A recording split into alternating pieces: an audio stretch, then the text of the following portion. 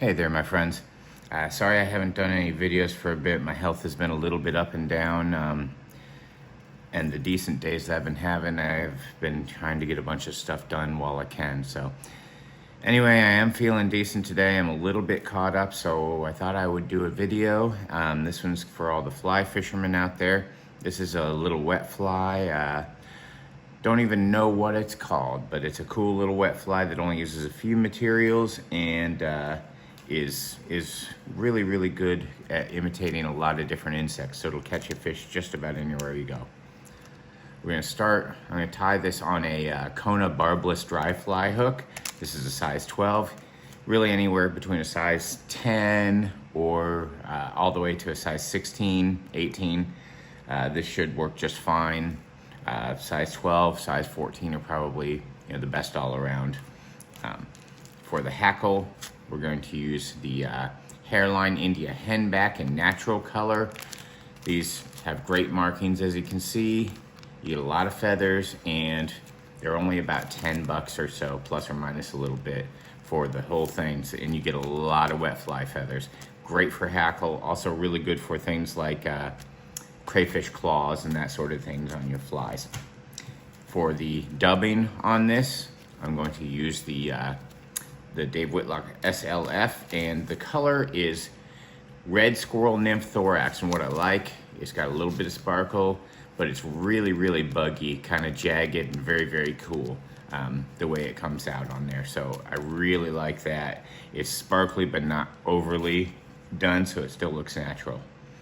And then our last thing is going to be some ultra wire. I'm using gold in medium. You can use copper, silver, whatever you want. It's just for ribbing to kind of help hold everything together on the fly. So anyway, got this loaded up here, and I'm going to use some tan ultra thread.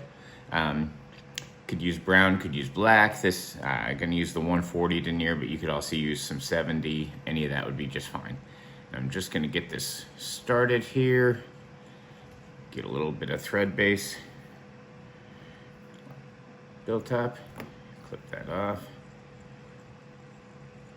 I'm gonna take it back to about the bend of the hook, which is about where the barb would be if this is a barbed hook. And then I'm gonna bring it back a little bit.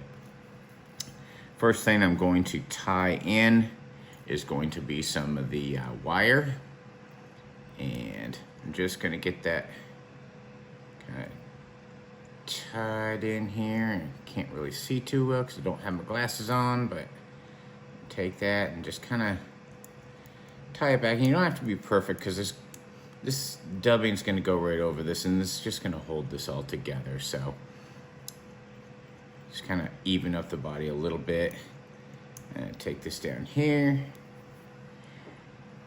and then I'm gonna start applying some dubbing. So just gonna take a little bit of dubbing wax. You can use, I just use the Wapsi, or sometimes I'll use the little dubbing wax puck here, and I just want to get a little thin noodle. It doesn't have to be much dubbing at all. Turn off this fan, it's probably quieter. Hopefully that's better. Sorry, I forgot and left it on, but I'm use just a little bit of this dubbing here, and I just want to make a thin noodle on it. I'm going to stretch this out a little bit and kind of get it going into a little noodle, and I'll add to it as I need to. I don't want a huge body on this, but it doesn't need to be tiny either. And if there's little pieces that stick up here and there, that's fine. It's all gonna get kind of contained a little bit by the wire, but it's also gonna stay nice and buggy. As you can see, it's already kind of sticking out in good ways. So we get a tiny bit more of this dubbing, and then we will get it all locked into place. Yeah, there we go. Get just a bit more.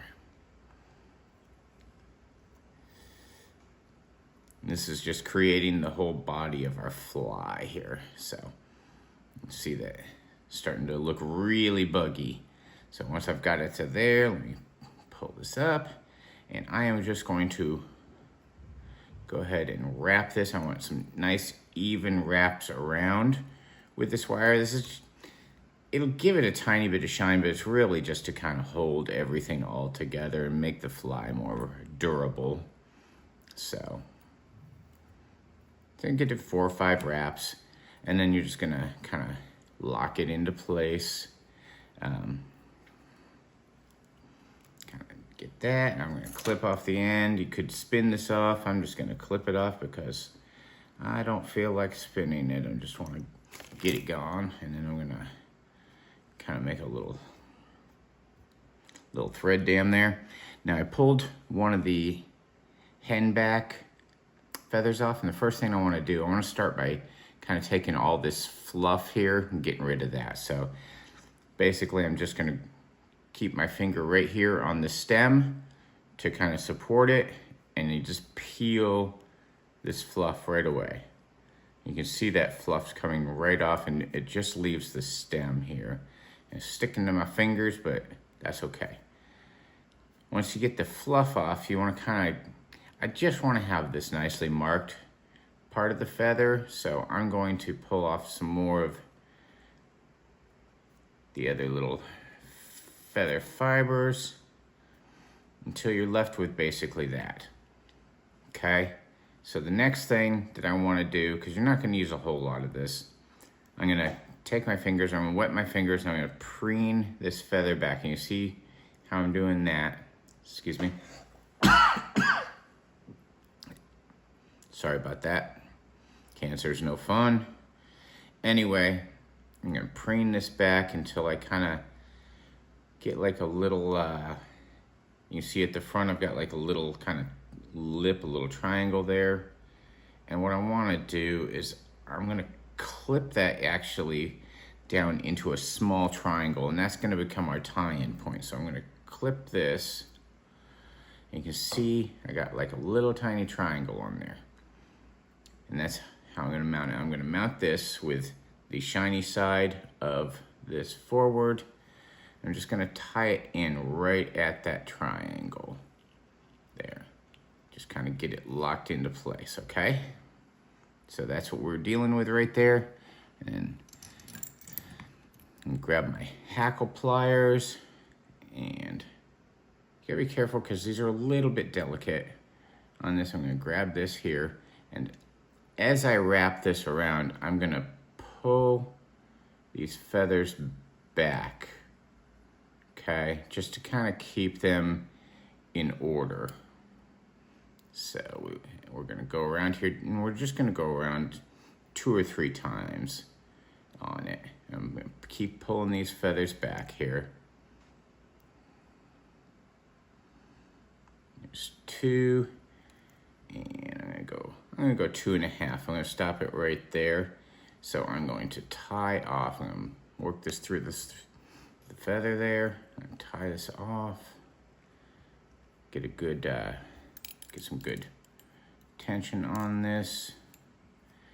And you can see, because I'm using this heavier hackle pliers, I can kind of let that hang and let that weight kind of go. I don't have my glasses on, so it's a little harder to do this part, but I'm gonna trim that off.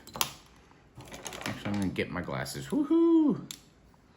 Okay, now I can see it a little better. I should have done that in the first place. You can see I got a couple little things to clip off at first. Before I do that, I wanna put a couple more wraps on here just to kind of lock everything in place. I'm gonna spin this. By spinning this clockwise, it basically cords that thread up, so it makes it grip a little bit better. Now I'm gonna take all these little feathers and kind of clip them back, just kind of neaten it up a little bit. The only thing, you just want to make sure that the eye of the hook stays nice and clear. You can also, if you're having a little bit of problems, you can also take a little lighter and kind of burn some of these feathers back. I always take my finger and kind of protect it when I'm doing this. I'm just gonna kind of, you can see those, kind of just helps cut those back. So At this point, I'm gonna do just a tiny bit more trimming, but you need good scissors for this. If you're gonna spend money anywhere on any tools, scissors, I would say, would be the best place to do it. So I'm gonna cord that up. I'm gonna do one little wrap here, and then I'm just gonna whip finish, and then we are basically done. I'm gonna do a little bit of cleanup and then putting some head cement on there, or some UV finish, but that's basically our fly. And